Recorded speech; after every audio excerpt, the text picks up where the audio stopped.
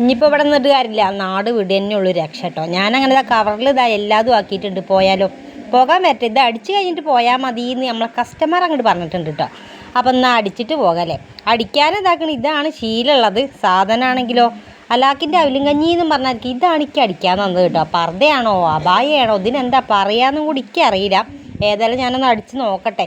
ഇതിൻ്റെ മോഡലും കാര്യങ്ങളൊക്കെ കാണിച്ചെന്ന് എല്ലാതും സെറ്റാക്കി വെച്ചിട്ടുണ്ട് കേട്ടോ. ഇങ്ങനെയാണ് 36 അടിക്കാൻ പറഞ്ഞിട്ടുള്ളത്. കയ്യൂലേ എന്ന് തമ്പുരാനറിയാം. ഏതായാലും അടിച്ചെടുക്കട്ടെ ഞാൻ പോയിട്ട്. അങ്ങനെ അത് അടിച്ചടിച്ച് വന്നപ്പോൾ ഇതിനും തലയിലെ മുടി വരെ നീച്ച് നിന്ന്. കാരണം ഇതുവരെ ഞാൻ ഇമാതിരി സാധനം അടിച്ചിട്ടില്ല കേട്ടോ. പർദ്ദ ഈ അബായ കാര്യങ്ങളൊന്നും ഞാൻ അടിച്ചിട്ടില്ല. അപ്പോൾ അടിച്ച് വന്നപ്പോൾ ഇങ്ങനെയാണുള്ളത്. അപ്പോൾ ഒരു 3-4 ബട്ടൺസും കൂടി അതിൻ്റെ താഴത്ത് കൂടെ ഉണ്ട് വെച്ച് കൊടുക്കണം കേട്ടോ.